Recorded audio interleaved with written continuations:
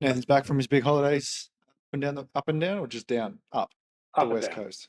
Up and Yeah, down. went up Where'd you to go? like, well, no, just went to the Pilbara region, heading up towards Tom Price in Western Australia, the red dirt country, which the car will be covered in red dirt. It's the father-in-law's car, conveniently. Even after I took it through a wash, scrubbed it, high pressure hosed it, still red as shit. So once you get red dirt in, it don't get out, No, unfortunately. and it gets in Just too. It's not just the outside; it gets in everything. red dirt is the like dirt equivalent of a boomer like wellness owner, whereas like once that philosophy is entrenched, you Oof. just can't get it out.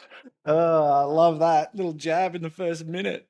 Um, all right, so They what we mean want to talk well. about, what we want to talk about here is I've had some convos this week and last, largely with associates who have been burnt in their associate role and now they want to either drop out of the profession or they want to start again in their own thing. And naturally, it's a struggle with marketing. I don't know what I'm doing. Then it's I don't like the sales process. I don't think any chiro likes the sales process. I think we've all felt that. So we want to pull it apart and really try and work out what the real problem is, because I think if you're selling something, you've already missed the point. There's other issues that happen before then. Whenever I used to train associates, if they're like, oh, this part of my report of findings, they always say no to the money. It's like, yeah, look further upstream. You probably missed something in the new patient exam. Now that I've got all my experience, it's like, I think you've actually missed something like before you even engage the person. Like there's a problem way back there. So the guy that we're referring to here who explained it the best, and I cannot say his name, but I'm going to try. I Naval can. Ravikant. It Ravikant. is Ravikant. Ravikant. Naval Yeah. Ravikant wrote a great book. My favorite one was that white and black one, just like what's it called? The Almanac. The Almanac of Naval. He's actually got like I found it on a podcast one time because he went through this like tweet storm of I think it was how to get rich was the concept, right? It's like and this guy just sits there and just dissects with him on a podcast all his tweets. It is a great 90 minutes of your time from just conceptual ideas. But yeah, Yeah, he's a Naval smart and I dude. think Super Smart, like well-known angel investor across Silicon Valley. I'd say him and Seth Godin are the real goats in a lot of these areas. Those are my two that I leverage off for a lot of the deeper understandings. I also a crew that Mhm. have been around and done the work and been successful for a long time, Yeah, which is always good to yeah. see, right? And we're continuously updating. Again, unlike the boomer we were just talking The about. boomers. Yeah. And also like pretty humble. They kind of know they don't know Mm. everything, but they just sort of say, this is what I've seen. What he said in a very nice, simple way, probably was a tweet, was if you've got a sales problem, sorry, if you have to sell, it's because you got bad marketing. And if you have to market, it's because you got a bad product. And I think that rings true very well for our industry. I did a video the other day on it, which is like I don't think chiros have ever thought out what their product is, and we can go into like the details on that stuff as we go through. But Nath, in your experience, like you've obviously done a lot of associate training, mentoring. Sales is always the thing that comes up. It's always the problem. What are you seeing? What's the common like thought pattern that we're stuck in as chiros that you noticed? I think it's the idea that like you shouldn't have to sell in healthcare. Like, in fact, I had one of the orthopedic surgeons I look after the other week saying that doctors shouldn't advertise, and I thought it was a really interesting. He was critiquing another orthopedic surgeon who's very big on social media. He's like, well, they shouldn't advertise. You know, it's a not. It's a sort of a faux pas thing, and it reminded me that they're in a system that's never required advertising because we have a Medicare-based system in Australia that basically funds everybody in. Yeah. And so only people that don't aren't in private practice or aren't in a system that doesn't require them to advertise shit on advertising, right? Like I think the concept that most allied health practitioners or health practitioners that, and this is the same in the US, this they have to advertise for everything, right? Because it's all private pay. So just different systems, different times. But one of the things I think people don't get is that realistically, as a health practitioner, you're basically a salesman first, a second. That is the reality of practice. You have to be able to sell yourself and your product to someone before you have the chance to even prove that it is clinically worthy. Everyone wants to just be like, we have this great product, so people should just come and get it. And it's just not a thing. Like people don't aren't just going to find you. This isn't that for James Chestnut talking about the Mercedes 80s in Canada, where people were just like the government started funding chiropractic as part of healthcare, and their clinics were thriving because they didn't have to market. This isn't a thing, not here anyway in Australia. So you have to do this. You have to get good at this. You just, not just you have to get good at it, actually, it's you should want to get good at it. Yep. It comes back to that idea I think we've spoken about before, is like, you should be able to be thrown out of an airplane with a parachute anywhere. And assuming that you can speak the language, you should be able to build your clinic and a successful clinic. If you have that skill, that ability to market, to know your product, to sell and show value and get that value exchanged, then you'll never feel weird about it. You'll have thriving practices wherever you go. And life's pretty sweet. But people don't seem to want to learn those sides of the skills. It's always like, what's the best adjustment? Is it Kairos? Is it Syntropy? Is it ABC? It's like, it actually don't matter. Doesn't Newsflash, fucking and matter. I love Yeah. adjusting. I love manual adjust, but it actually don't matter because people are doing network and getting great thriving things to get people busy. Activator only, you want to be confident and good at your skill, but people are like, I see these things where they're like, I'm X certified, and like if that's something that you want to do and go through the process and have proof that you've done the thing, great. But patients don't give a Yeah. like I'm again, Nathan's going on his lateral tangents, but I have a person that I mentored, and I remember going onto their website when I was first working with them, and you could book a regular appointment with IA, and I'm just like, the amount of confusion on this page right now. No, and they're like, yeah, I'm lucky. Sometimes I'll get that one new patient every week or two, but I'm not really seeing, like today I've got no one booked. I did take a space in the GP office and they promised they would send me people, but they haven't really lived up to that. I'm like, but it doesn't seem to me like you even know what you do. You're just selling a bunch of features and no value and creating confusion, which is a barrier to people entering. Yeah. All right. Let's just attack the snake at the face. I don't think that's a Yeah, saying, but anyway, it is now. we're going for it. Is that I a think you saying? go for No. after the tail, don't you, with snakes? Usually, isn't that What the do you safest take by the place? head? I don't know, mate. Grab I've that. never picked up a snake. I think grab by the head. Yeah, fuck it. That's By a the face. that is So that's a dangerous guy. All right, snake by the face. That the is now the product. quote for any in-person thing we do. Do snakes have faces or they just have heads? Right, well, geez, we got. If you had some edibles this morning, just smart. What's Um, the thing with her? She's like, fish don't have faces; they have profiles, so that's why you can eat them and not feel bad. God. Oh Okay. dear, this is Okay, why okay, okay. people are tuning out. So we're going for the product because this Yeah, this is just it. And I'm going for exactly what you just said then. So for the listeners, a product stack is when you have a TV infomercial on and they say you can get the nicer dicer slicer plus and it's $80. But we're also going to throw in the fry pan and the fridge magnet and this, and it's all still $80. A product stack is a stack of products for a discount yeah, and it builds value. So you buy it. So you feel like you're getting more value than what you're paying for, even though they still make money off that before they throw the other stuff in. So yeah, a product stack in Cairo, which I know we do because I've been freaking script trained on it, is to be like you get 12 adjustments over 6 weeks, you get cupping, NMR, exercises, this, that, that. Exactly the thing you just told me about that guy's website. That is all the same fucking product. So that's like the nicer dicer guy being like, oh, you get a plastic handle on it and a knife blade and it's like that isn't a product stack. That's just pulling a product apart. It's different. A product stack is all of the things that you do to solve the problem that you want to solve. So naturally, for Kairos, when people want to solve, like they'll be like, all we have to talk about is Cairo. And it's because all they do is Cairo. So then they have Cairo and then they try and market that Cairo and all they talk about is Cairo. And then they try and sell it. And what they're trying to sell is 12 adjustments. And that doesn't solve a problem, nor does it add value because it's just like, you just want me to come here 12 times. Hence, we hate marketing and sales, sorry. So if we go back to the product is not chiropractic. The product is the problem that you solve. That is you, the chiropractor. I'll argue anyone on that all day. The problem then that you solve has to be more complex than just getting adjusted. I don't think there's anything that's just like getting adjusted. It's like, I want to make people healthy. Oh, I'll adjust them. That doesn't mean that they lose 20 kilos. It's like there's other things that get done. So the whole argument of like nervous system regulation, all that stuff, cool. But what else do you do to regulate a nervous system? Because it's not just adjusting. And we all know that. Even the most philosophy boomer bro will tell you, they'll be like, oh, yeah, well, you probably should drink more water and walk. There's other things that need to be done. So developing your product is developing what you naturally talk about to achieve the goal that you try and achieve. When you're talking with patients, you will naturally bring stuff up, like walking, movement, sleep, stress, diet, exercise, whatever. Nathan, what? I know. I just want to like put this in because I think you're on an absolute tear here. What Ains is saying is, yeah, all the things you do to solve the problem. It doesn't mean you have to handle all the things. And I think this is where a lot Mm, of people get lost.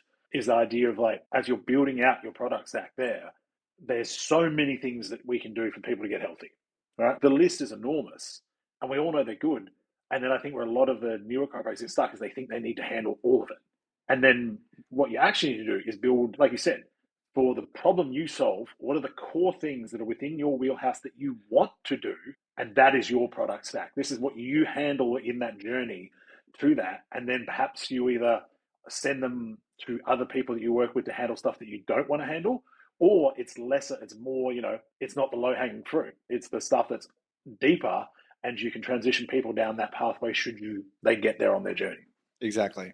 And I'd just add to that, it's not just the young cars, it's all of them. Because it's so you would naturally talk about stuff in your practice. So if you want to figure out what your product stack is, listen to yourself for a day, and you'll probably bring up 5 or 6 topics with people. And it's like they're probably your things. They're the things that you like talking about. For me, one of the things was like ergonomics. Like when people used to come to me with like chronic issues, same job, and I sort of had a gut feeling that they just had terrible habits and that sort of stuff. It was like, okay, let's start with your office and let's start with your bed. What are we dealing with here?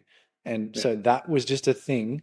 I wouldn't say I'm passionate about ergonomics, but it's definitely something that I thought made a difference for people. So it's like, how about you get a new chair because it's 15 years old and it's a piece of shit, and that you're 7 foot in a chair that's made for a child? Things like that. So you'll have things in your product stack that you enjoy talking about. Then you can, as Nate said, you don't have to develop protocols to fix things, but you can just have like a list of non-negotiables. Like it might just be like drink 4 liters of water a day.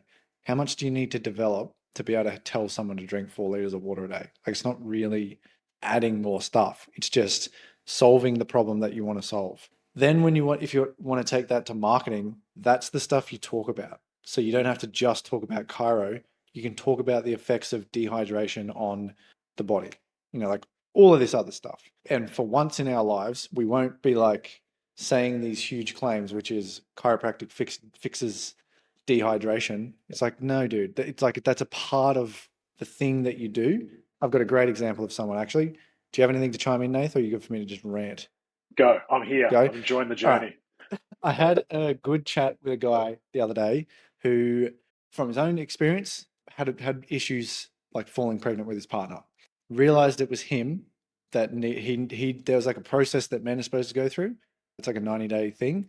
It's like a sperm cycle or something. I obviously Yeah. didn't listen very well, but anyway. And so he's like now gone into like supplementation, men's health, all that sort of stuff. Love it. Also now just practicing as a family chiro though. So he hadn't linked the two things together at all. And he's like, I don't know if I should go all in on this or all in on this. And it's like, okay, go all in on the problem. So men's health, go all in on that issue. It's like, okay, now would you say that men's health will be fixed with chiropractic adjustments? No. Is it a part of something that might help? Yes. Okay, what else is a part of that problem? Supplementation, exercise, diet, stress, all this stuff. Lists out all this stuff. And it's like, okay, so your product stack is all of those things. And if they do all of those things, then the odds of the men's health side improving are pretty high. And that's not a wild claim to make because you're not saying one of No. those things fixes it. You're saying the protocol fixes it. That's a product. That's what we're trying to say here. With the supplementation, obviously, there's a bit more information that you need to get and make sure you do it legally. You're not going outside your scope, but you kind of Yeah, get the of point. course. It's like you've got a range, you've got a product, you've got a protocol. And if you apply that protocol to a problem, you probably will help because you've actually got some depth. Yeah, 100%. And that's, I think, again, that comes back to what we just talked about before. And there's some applause for dropping that in. But yeah, like one of the things I think we've got to come back to with a lot of this as well is that we are caught with marketing in the concept that we're selling an adjustment because we can't sell a solution. Because in Yeah. Australia, we can't be like, your back pain gone in 6 weeks No. because you're not allowed to. Whereas most, non-qualified therapists, that's what they're selling. You've never seen someone who's done a like 1 week yoga retreat more confident in fixing your everything, right? But the point being, like you said, you can still have, hey, what we work with a lot is men going through fertility struggles, and we do that by helping their body be healthier. We do that through reviewing their movement strength through chiropractic. We do it through supplementation protocols. Here's the research to suggest how these things help, and stress relief and all these things. And then you have a clear, defendable position. You're not guaranteeing results, but this is what the research suggests, and APRA will support that. You can advertise for that, and everyone is having a good time. Yeah. And it's like just like logically less like it's realistic. It's like, yeah, if you most problems are probably going to be fixed with like movement, good nutrition, good sleep, and stress management, Yeah, whatever that and means. maybe some movement, right? Yeah. That was my first one. I did not. All right. Um, I just wanted to say it again. That's how important yeah. it is. I heard stress Yeah. management and just was like movement. Yeah. But then it's what a lot of chiros are saying is like most problems will be solved with chiropractic. And it's because that's the only that doesn't make sense. That's That's all they when you're have. getting on yeah, that's when you're getting on old mates MD's meme train and he's calling you out. It's like it doesn't make sense. And then so once you understand your product, then you can understand why marketing's been so hard. Because if you can only talk about chiro and then you can't talk about testimonials, what the hell do you talk about? Like honestly, what do you talk about? You talk about what you do, which is here's my Gonstead certification and why I'm such a legend. Chuck that in the bio. As we Yeah. just said, no one cares. Like it doesn't, no one, it doesn't matter. It doesn't solve the problem. So when you open up what your product does, then all of a sudden your marketing can open up a lot more because you can talk about all of those things. You can talk about those things in conjunction, in individual, like isolation. Then you apply it to a person. So once you got your product right, you need to work out who that product's going to work for. And every chiro is afraid to niche down, which is infuriating, but it's just what works. So niching down to niching down is the difference between like running a broad family practice that you just see people all day and you don't really feel anything and walking in every day and having the best time of your life. Like it's literally like the difference between brand and not having a brand. So I think it's the difference between enjoying the way you practice and not enjoying the way you practice. Not because you hate the people that you see, but because you sort of have to like them because they're there and they're paying you, and you never gave yourself the chance to go and do the thing that you wanted to do, which might have been working with basketball players. Who knows? But once you got your protocol, you can pick your audience, and that doesn't mean that you only work with basketball players because those players are going to bring in their baseball mates and they're going to bring in their NRL mates, and then they're going to tell their wives all to come in and their kids to come in. So you're still going to end up with a range, but instead of constantly pushing and using advertising and being broad and meaning nothing to no one, you're going to start to pull, and it like really starts to pull to the point you can't handle the load, and it's like you have to get even more niche down. So to solve the product, then the marketing starts to get a lot easier because you're actually talking to someone. Then on the sales side of things, or do you want to add anything to the marketing side before we move to sales? I think it's just getting rid of the fear. Right? I've never understood the fear with niching. Like once you explain the concept, that's like you can choose to appeal to no one or be well heard by the people you actually want to see. It should make perfect sense. And to come back to what you said before, like if you want to have a standard like diversified family practice, that's also a niche. Like if that's what you really enjoy, you niche to family practice. You look after parents and their children. Jeez, Nathan, go country for a bit and I'll lose all my English. But the whole point is that it's still a niche. But like you said, it comes back to that idea of if we're not getting fulfillment in practice, then we're not looking after the right people because you should be able to have it all, right? It should be fun, it should be fulfilling, and it should be profitable. And if you're trying to market something that is not you just because you've seen someone else do it well, and I think we see this a lot in your newer grads where they'll get a mentor or they'll get someone they see on these days Instagram and they'll be like, I want to practice like that person. But they want to look after bodybuilders. They've never lifted a weight. They don't Yeah. like the sport. Oh, I want to look after infants. I've never actually like been around kids. I don't really want to. I don't want to do advanced training. Like it just makes they're just following thing. And there's again, as we all know with Instagram, you're getting a highlight reel. There's a lot of people that have got big followings and small practices. No, that doesn't necessarily mean that a small practice is a problem. Before someone bites my ear off in the comment section here, but you have to know that you want that style. Do you actually like that niche? Do you care about solving that problem? Do you like those people? Can they afford to pay you? And could you do this long term? Because then you can market into it. And then marketing is not a chore, it's easy. And that's, yeah, And like, it's as you say, like the family practice it is a thing, It's a but I niche. know people just say that because it's a broad answer. So someone will be like, Yeah, "Oh yeah, I've got a family practice," and then a mum can't even roll their stroller into the room because it's too tight.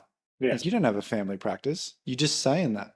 yeah. You just liked the idea. And Yeah, listen, most practices are just it's a redundancy of a practice that usually has been around forever and has never committed to anything, and it grandfathered its way into this diversification. It can also yeah, be, and this is probably a really important one for any person looking at a contract, if you're going to go into a practice and they're like, yeah, you can run your own niche, you need to make sure that practice is actually set up to handle your niche, right? Like you said, if someone's running a sports based practice, but they're like, hey, if you want to do more family, kids, we can definitely do that. But like you said, it's all gym equipment and like the actual spaces couldn't fit a pram. That's not going to work. So either there needs to be a renovation or you have to go elsewhere. It's like you yeah, can't, it's the old square yeah. peg round hole. You can't just force it. It's yeah, because it's like it's a direct contraindicator. If it's like imagine an elite athlete, they're like, oh yep, got my guy, and then you walk in and there's no weights, no space to like do any functional testing, like the vibe's just off. And it's the exact same for a mum who can't even get her kid in the door. It's if you actually want to help solve their problem, think about the problems that they have, and one of them is being moving the kids around, getting the prams around corners, Yeah. like it's such a little amount of effort that makes such a big difference. But you just will never pick it up if you just don't give a shit and if you don't think about it. And sometimes you have to actually like find out the hard way that you're like, it's, oh, we need to have to, it's just, a lot of it's just simple structure change, right? But people that are listening that are caught in a certain area and they're like, well, my practice, I really want to work with this. My practice won't handle it right now. It doesn't cost that much to make a few renovations, simple ones. You know, Mm. widen the space here, add some stuff over there, or just modify. Like I have refit out my place several times because we were changing. And there's this idea that we should just hold on. I don't know what it is about chiropractors. You just have to like hold on to the thing, right? We must hold on to the sacred trust. We must hold on to the way we've always done this. Why can't we evolve? Like, why can't we adapt? Like, why can't we? And I don't know, I'm talking big words here. Sometimes I'm going to drop $1,500 and redo the flooring, and that's going to allow more space for kids to play. Freaking easy here, guys. Yeah. So if you've had some changes. So something that I know happens, particularly in the first 2 years when someone starts their own practice, is they don't know what they're settling on. So knowing your problem is a luxury and who you want to solve that problem for. That's basically another word for it is what's your passion in life. Yeah, And that's people spend their whole lives trying to work that out. So it's not an easy thing to narrow in on, but if you have a process of define the product, find the person, try it, you probably are going to cycle through a few different avatars and solutions, probably close to what you like originally thought anyway. There's things in your own life that you enjoy working on. So usually it's a reflection. Like I know the problem we want to solve is usually a reflection of a problem that we've experienced or are experiencing.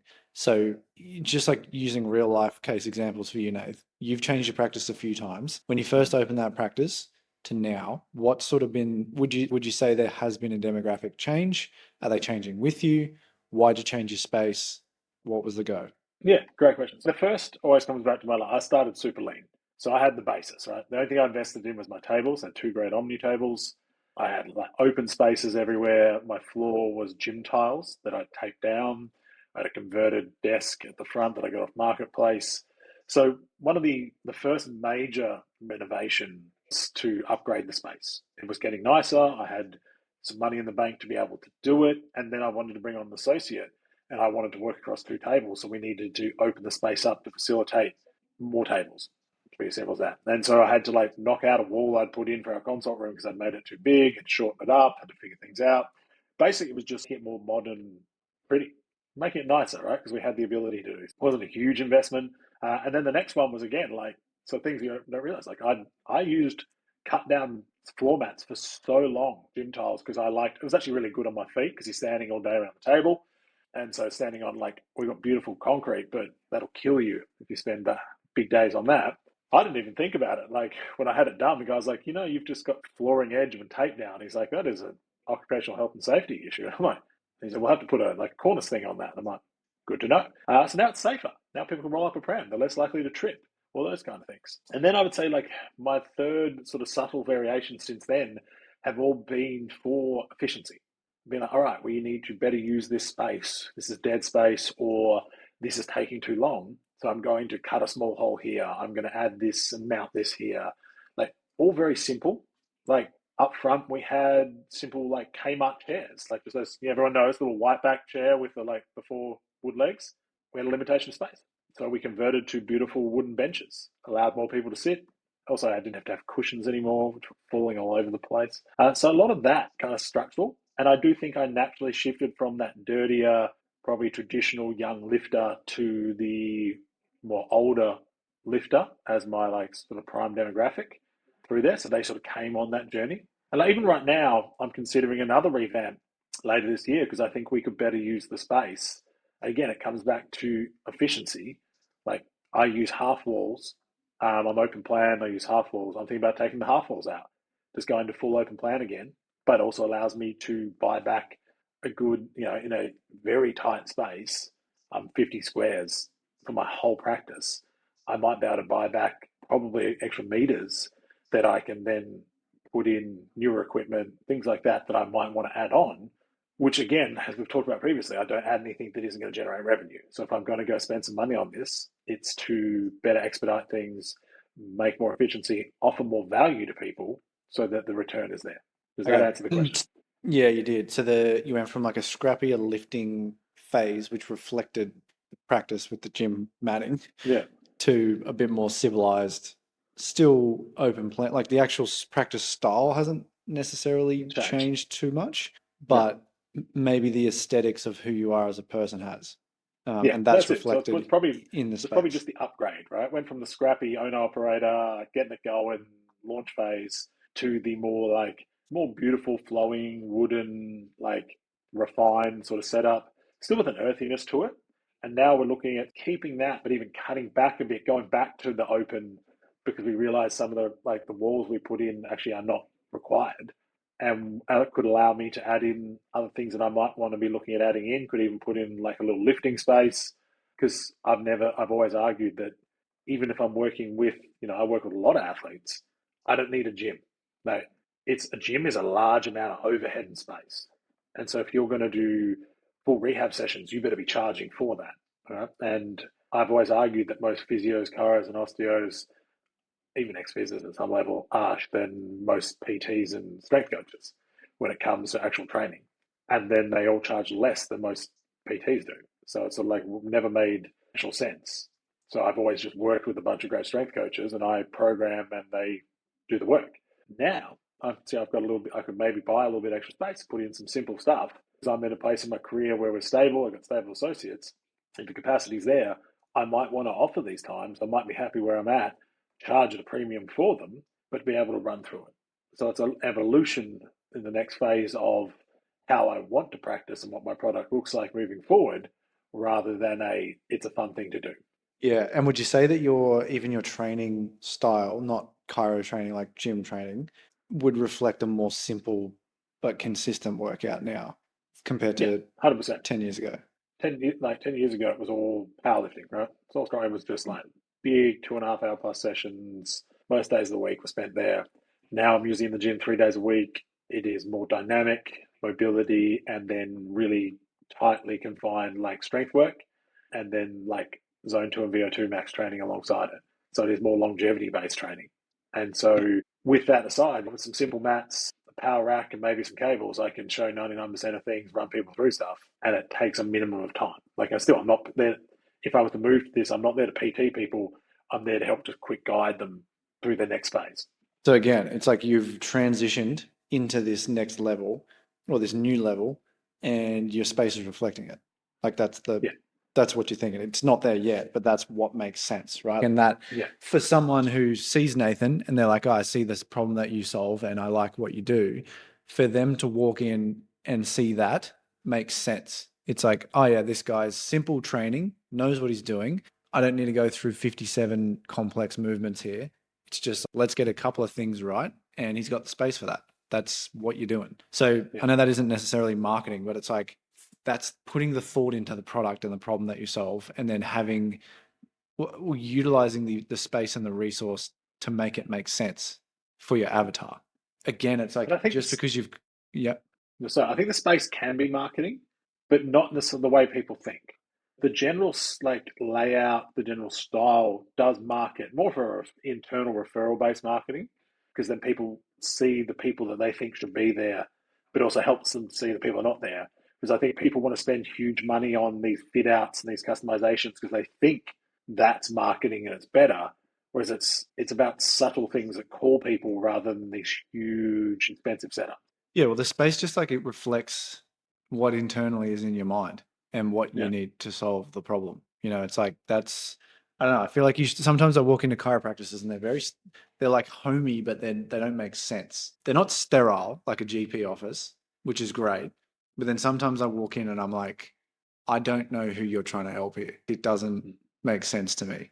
Well, the most cornerstone for this is the traditional chiropractic logo. To this day, to 99.99% of chiropractors, and it's a take on the little S spine, right? Yeah.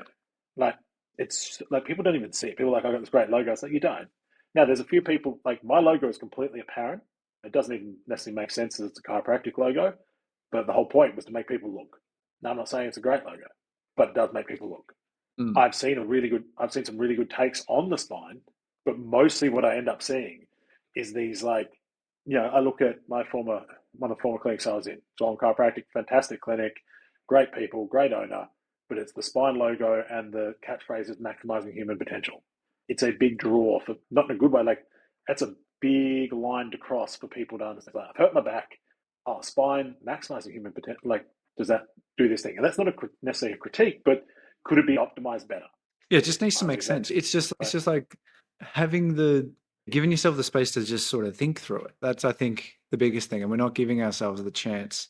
We're just duplicating. And it's like that's why you're struggling to sell the thing you sell because you don't know what the product is, you haven't thought it through. It doesn't really make sense. Your marketing doesn't have like an anchor point. It's just all talking about what you do. It's like imagine if a builder had a page and all they spoke about was like tool reviews. That doesn't sell houses.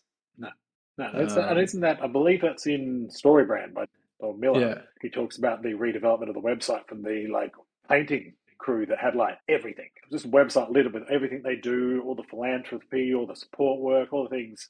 And he's like, we're getting all these hits but no sales. And they're like, we're going to change this website. And it's literally a picture of blank white wall and a guy with a paintbrush starting to paint.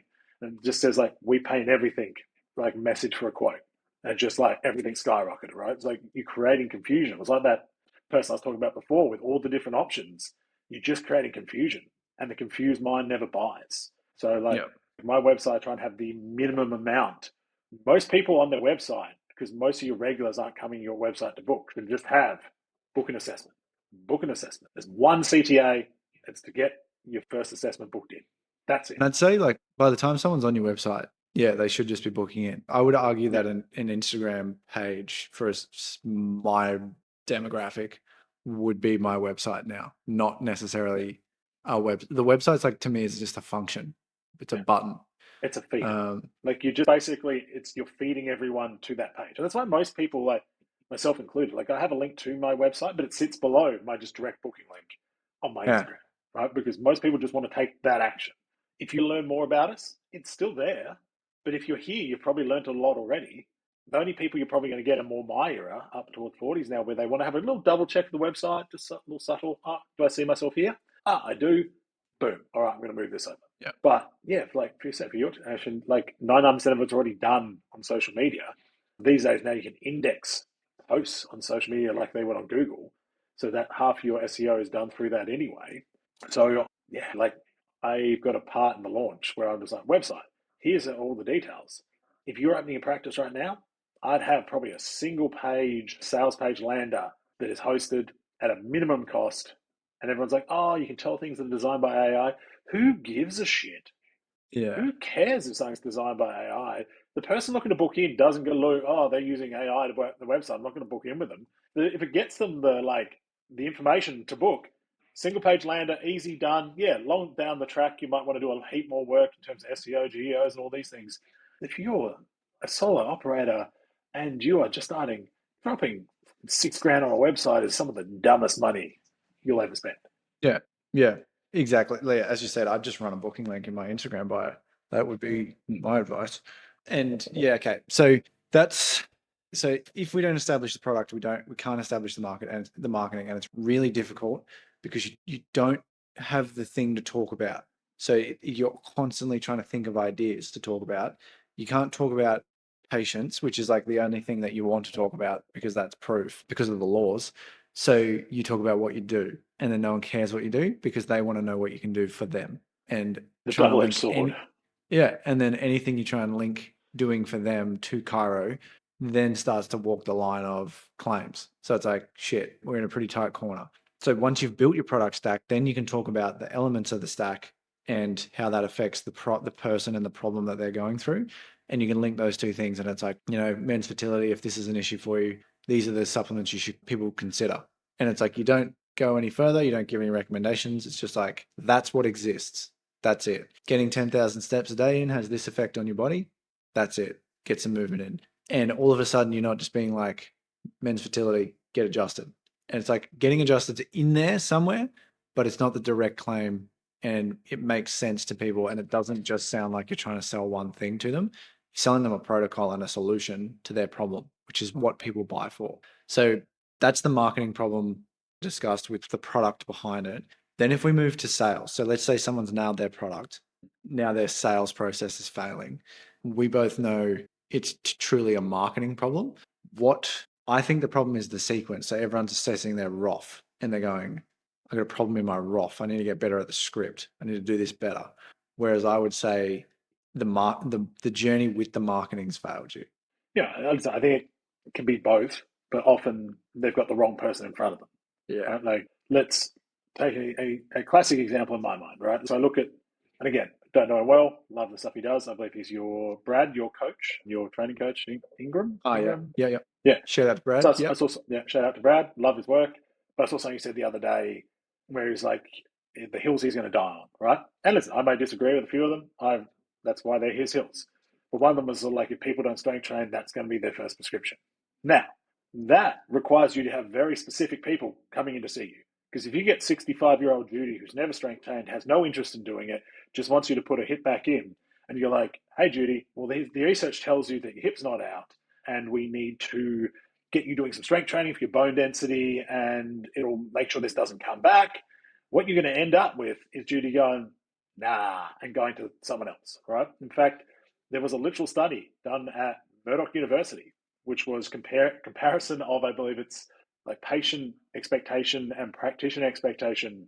And my favorite quote is from, I believe it was a man in his 60s, 70s, who's like, I'm not paying you to teach me what to do. I'm paying you to fucking fix it. Which again is just reality of you've got the wrong person in front of you. It's the wrong person for Brad. That person's not interested in strength training, most likely. Though they should, and I agree it's a thing. And that's where I think manual therapy has its best thing to buy some result and some trust to then do it. But if Brad was getting all these people that have, and Brad, I hope you don't mind me calling you Bradley. If No, I, he's good. it's Yeah, not he's bad. good. He's all Yeah. right. I was like, I'm going to get DM here that's just like, how dare you? Brad is the name Yeah, of you're the species. 65-year-old with weak bones. Yeah. Like, you have to be able to buy it. So now, again, he may get the mum of one of his patients who knows that he does these things, and he's going to take a different approach. But the point is a different referral than someone who's found him randomly on Google and been like, chiropractor, yeah, got to get my hip put back in, like I used to when I was in my 40s, come back through. It's the wrong fit. And like you said, that's the marketing issue, is that you've marketed to everyone, and then when they come in, they're getting the wrong thing. So again, there's no point in our mate that's doing male fertility. One, probably not targeting a lot of females. Would seem, and I'm not going to get myself in trouble and cancelled here, so I'm just going to say it would seem counterintuitive, right? So again, you have to market to the people, because then if you get again a female come in, you're like, all right, so we need to work on your male fertility, and like these supplements are really good for sperm production. The best report on the findings in the world's probably not going to get the sale on that, right? If you do, I am here to learn from you, great master, on how you convince that one.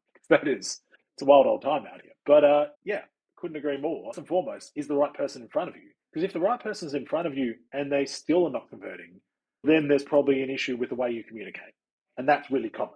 But I think one of the cornerstones issues is that people are not getting the right people in front of them first. And then they're constantly trying to change their like frameworks. Like, I don't necessarily like scripts, so like a framework of how we communicate. They're constantly trying to change from this, do this, because this will convert better. I'm going to use this word. But it's because they got the wrong people in front of them in the first place. And I think, yeah, like even a step back from that is they don't know what the right person is to have in front of them.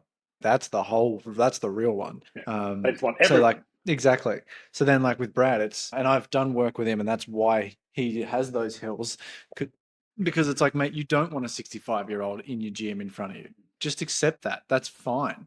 So actually start talking to the people that you want to work with. I work on, like when I send emails, I hunt unscribes. Like if someone unscribes from my email list, I am thrilled because then it's like they were never going to work with me. Perfect. I don't have to send that email to them anymore. So don't be afraid of cutting people out because that will pull more people in. That's the niching side. Yeah, niching Yeah. Well, side of the things. same goes for reactivations, right? I often tell my staff because when you do a reactivation process, which if you've got a well understood product and a well understood system, a lot of reactivations are way better than new patients. But if people say no or they unsubscribe from your processes, my staff are, we annoying them? I was like, no, this is the best thing ever because now we don't have to waste time, energy, and money on see if they want to come back in. I mean, the door will always be open, but I'm not going to like a no and like you said, an unsubscribe is just a like, sweet, you were wrong for where I'm at. Go find your right person. I'll find my right people. Exactly. So then, okay, so if we do go then into the sales process, in my mind, I think we need to change the word from sales process to inviting people to work with you. I think that just like psychologically makes a big difference. It has for me. If I get on a call now with someone and they don't know who I am and what I do, I almost won't even take the call.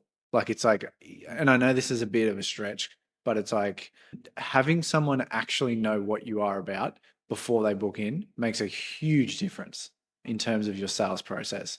So again, it's like you can get 65-year-old Mary come in and then you decide that she's not quality, or you just be open and honest before they even come in. And Mary goes, well, that's just not the guy for me. You know, like they actually know what you're about. You've got a hill to stand on, as you said earlier. So I think half the selling problem is getting the right people in front of you, but then also like knowing what you do and what you're about. I don't really know why we hide, like frequency of care and commitment to care behind so many doors. Like it's the last thing someone says. I'd almost be inclined to send an email between the new patient and the report of findings and just be like, hey, this is exactly what I found. Here's what I think is going to go on. We'll go through all this tomorrow, but just a heads up, this is my plan. Like just tell them because if they're sitting there in front of you at the ROF, they've already read that. So you're not going to get the typical objection. I like there's so many more layers to all of this stuff, obviously. But I think just transparency, which is again, it's like part of marketing, is just like telling people what you do, what your solution is, so that they know and they get to choose before you have that awkward 5-minute sweat session in a ROF. I will challenge that a little bit because I think it's hard for people to understand frequency if they don't fully understand the problem. And so Mm. that's why I think for the report, unless you can educate someone about the problem and then explain the value they're going to get, it's hard to understand why you would spend the financial time, energy, and money commitment without those things. Like it just defaults to, like we said before, it's like your only thing you tell them is like, oh, you got this problem twice a week for 6 weeks. You're not even telling them the result they're going to get and what's going to happen along the pathway, but they're just like, well, I want to spend the money on that. Though I do get like anyone who reads that and then comes is going to be highly optimized, but you will probably have a bunch of people that could have been good slip through because they weren't given the education first. But again, I don't think you should like my website. It's going to be a process. How many visits we don't know, but it's going to be more than one. Like it's that simple, right? And that's the same. Like even in mine, like people often like in the initial, they're like, just talk about the report. Like, no, we're going to have to do this. I'm going to meet up with you, and then we'll figure out what we do from there. My staff are like, if people ask, normally you do an initial, then there's a report, and then you are going to be put on a care plan depending on exactly what's going on. That varies. Some people are coming once a week, twice a week, 3 times a week. It all depends on you, but there is going to be a follow up, and that way people know, right? Like you said, we're not hiding behind it, but I've always found it interesting with a lot of people that like don't do a report, but you do an initial, and you're going to meet the person, try and diagnose what's going on, go to some form of treatment, and then without them even having a chance to see how it goes, try and explain to them that they're going to need to do multi sessions a week for an extended period of time. Which is why I think your models like that, which is more your physio model, they do more one-to-one booking of shorter periods. Whereas I think that's been one of the beauties of chiropractic is we really take the time to do an initial and an education visit to build people into it. So that would be my challenge to that. But I like the idea, and you shouldn't hide the fact. Like if your website doesn't talk about the fact that there is a process, I think people not aren't like going to come in because like Yeah, people why need to not just just flat out be like, yeah, it's probably like we're looking at a 4 month, just on an yeah average. It's like I'm not going to fix this in one, which I think yeah some people make the odd post about, but again, it's like referring to the adjustment. Where if it was like sperm cycle's 90 days, they know it's going to take 90 days, and that's that's not a like locked in thing. Everyone's different. that's why we often contrast when we're recommending care to healing time frame. We've got muscle joint healing, so 6 to 12 week period depending on age, injury histories, all these kind of things. And that's just the baseline to get baseline healing. We're going to have 2 weeks where it's probably neural and inflammation. We're going to have again 4 to 10 weeks post that is more muscle joint, and then beyond that, ligamentous healing and things like that. Especially if we are trying to create a level of long term change and adaptation, is going to take X amount of time. Like my often laugh to these is the crew that I find that have the biggest challenge with explaining timeframes are often the ones that are, and again, I'm not going to pick on you because I think he probably does a great job of it, but Brad, you're the one in front of mind, but that gym training style of care, we all know, like anyone who spent some time under the barbell, your normal block is 6 to 12 weeks because that's what it takes for muscle adaptation. And that's just baseline muscle adaptation. That's not actual long term change. And yet, I see a lot of the I'm going to air quote the word sports cars I know that are running these really short time frames, and I'm like, but how are you expecting muscle to? Muscle can't change in that time. No, oh, you can get early changes. Like, yeah, but that's not solution. That's just the first signs of change. And wouldn't you want to continue to evolve and adapt that? So yeah, like you said, it makes perfect when you explain that to people, especially if you understand your niche. You understand, like if you get a gym goer coming in and they've been in the gym for a while, they understand things take time. Hey, we need to add some muscle mass. I can't do that. You're gonna have to do that. And as you know, that works in 6 to 8 week blocks. We're gonna do a block and then we're gonna check in and we're gonna see what we need to do for the next block. It's not that hard. Yeah. It's like the sales process is the final education and then how they want to pay for it. That's it. Yeah. I feel like people are, I don't know what they're doing. It's not educating, it's like convincing. That's when it gets a bit shitty. And I feel like if you're convincing someone, ultimately you're trying to convince yourself, which can go back all the way back to the product, which is you don't believe in the product that you're selling. Yeah, 100%. And yeah, Like like we can touch on, as you said, it's not scripting, but it's what was it? Framing framework. frameworks. Yeah, there's frameworks that need to exist. So Nath, in your launch stuff, what's the raw frameworks? Framework, I use like a 9 point sort of block, right? So we go, and a lot of this is foundationally built around a good mentor of mine, Lawrence Tam, and then it's adapted through all the different things I've worked with and people I've worked with. But everything starts with a rapport. Doesn't matter what visit is, initial report thing. You got to meet the person first, right? Like it's person over procedure. Hey, Angus, it's great to see you. Eye contact, handshake. Let's sit down and talk about what's going on. I do like a quick review because I adjust on my first visit most of the time. How'd you go? And they're just like, they're going to tell me 1 of 3 things. They felt great. They felt the same. And my answer to all three is usually great because I've seen the research and we can look at that, the Ouch study comparing like harms in chiropractic. And it's like the research pretty much tells me that around 12 weeks after, where they felt good, the same or worse, everyone's had a level of result. And it allows people to really, and I'll talk, hey, in 3 months, if we follow the plan. So they're already telling them we're going to be following the plan for at least 3 months. I also have done a check-in text in advance, get them going. And then I go through their logical brain. I'm going to tell them where we're at and what's going on. So it's like, these are your results. These are the results of any special testing, imaging, things like that. And then once we've built out, all right, here's where you're at and here's the future goals. This is where you said you wanted to be able to do. You want to pick up the kids. You want to be able to deadlift 200. This is where we're currently at. And so this is the gap we have to achieve. These are the things that can stop us. So we hit the things, time, energy, and money. I'm going to need to see you probably at least a couple times a week. Is that, can you get here twice a week? Cool. All right. Oh, it depends what it costs. All right, we'll talk about what it costs in a second, but can you physically get here? Because if you physically can't get here, there's no point in me recommending that way. I've got a lot of crew that have fly float. They're here for 2 weeks, they're gone for 2 weeks. I have to redo my care plan. And then I just go, all right, which way do you want to go? We're going to sort this out or we're going to stop it from coming back because that changes how I plan it. And then it's just like, here's one. We have an initial phase of care that moves into more of a proactive phase, that moves into more of a maintenance phase. The maintenance one's the least frequency, and then I work it back down, and then I tell them exactly what my care plan is. I explain exactly from a value stacking point of view what we're going to do along each part of the phase so they know what they get and what's expected of them and what's expected of me. And then I just simply finish with a frame of, all right, we have payment options, so they can pay up front, they can do it in things, or they can just pay as they go. I don't care which one they do. As I said something the other day, if they pay as they go, and I technically make more, so it's not really an issue for me, right? It's just having that option for people. And then I adjust them and offboard them. Hey, Justin, hey, you can take you to my front desk. They're going to book everything in. They're going to look for your best days, get everything sorted up to make your life super easy. This is going to look like when you come in future. And then we're going to get going. I'm really excited to get this great result for you. Done. Right? Like my whole actual time in the appointment should take me the 10, 12 minutes, and then the adjustment on top. So my report's 30 minutes, should be done, simple, easy.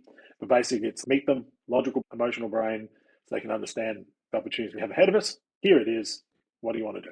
Nice. So I think ultimately it's not, I think too much pressure gets put on the scripting. And it's just like, if you don't believe the scripting, that's the core problem. So Well, build your product first and then go from there. you have real problems, right? It's easy to, if you have a framework, as I say countless times in launch, it's like the framework is there that on your worst day, when you're tired, whatever's happened, right? You can still deliver a great experience. What's the word I want? When you are on. You know those days you're like, it's when you go to the gym to deadlift and like someone turn gravity down, you just feel like the most powerful being ever. When you're like that in your practice, you don't need a framework. You are on. You can do whatever you want. You can go off frame, whatever you want. You just know you can do it. And the more people you have that are the right people in front of you, the more often that is a thing. But for those days where my kids haven't slept, they've been unwell, and I've had 4 hours sleep, the framework allows me to still deliver the right experience for the person in front of me because they're not there for my shit, right? They're there for theirs. And so that's why framework's great. That's why people do like scripts, because you just have to say the script. It's brain off. And that can work really well for new grads. I mean, you're still getting a flow and you don't know who you are and you're like really prone to cop out on things. Those can be really valuable. I worked in scripted practices when I was first out. But now I think the framework for a modern practitioner is just figure out how you communicate, because you can put you into it. Most of the scripts come from Americans, and bless our American brothers and sisters and everything else. Brothers and They don't talk sisters. they do not talk the way we talk. You try and drop that American thing, it's like, listen here, Mary, God's done told me that we're going to just, that ain't going to work, brother. You said earlier, so we don't get cancelled, and then you've gone and done that. But you know what I mean? You know exactly what Yeah. You got to do you. Cool. We'll just wrap up. It's been an hour anyway. So yeah, I think that's bang on. So it's by the time you're in the sales process, there's a framework. Then but it's not like all on scripting. If you're really struggling there, the odds are that there's a marketing issue. And I fundamentally know that all chiros have a marketing issue because they have a product issue. So going back another step beyond, it's like, okay, now your product, now how you how you deliver that product to someone. And then by the time you're at sales, it's just like telling someone about the awesome thing you do and inviting them to come and work with you. That's all sales really is, with a couple of frameworks. Like obviously you have to tell them the price and the frequency and what's involved. And that's where the frame comes from. So yeah, and sales is something that everyone hates in every industry. But at least the industry we're in, we get to shape the product. You know, we get to do it at an individual level. So we've actually got the best opportunity to make the best process and make it not feel like sales. We're just not thinking about it. So that's how, in our opinions, you'd go back and you'd start thinking about it. Yeah, 100%. And that's it. Like I've said before, like, when you do a report of findings, you should just be handing a bar of gold to people. And if they don't take it, that's madness from them. But that requires you having the right people in front of you and knowing what you're actually selling so you know how to deliver the result. It's really not that hard. Chiropractors like to make things hard. I think a lot of people like to make things hard. Like you said, we get to design our own product within constraints sometimes as an associate. I get it. But you still have a lot of control and adaptability. But it's not like you're selling, buddy, like door-to-door sale phone books or laundry powder back in the day where you're just like, here's things. Do you want some things? It's like, here's this literally awesome thing I love, I've designed. It's the thing I like, and I'd like you to like it too. Let me show you how it can help you, and this is what we're going to do. And you're in my building. Like you're in my office, not the other way come around. to me. So, yeah, literally. Yeah, keep it simple. It's probably what we're doing wrong. Got too many sales conferences. That's the issue. Yeah, everyone's been watching Alex Mosey and all the crew for too long right now. We're lost in making it too complicated. Yeah, making a mince out of it. Sweet. Wrap it up there.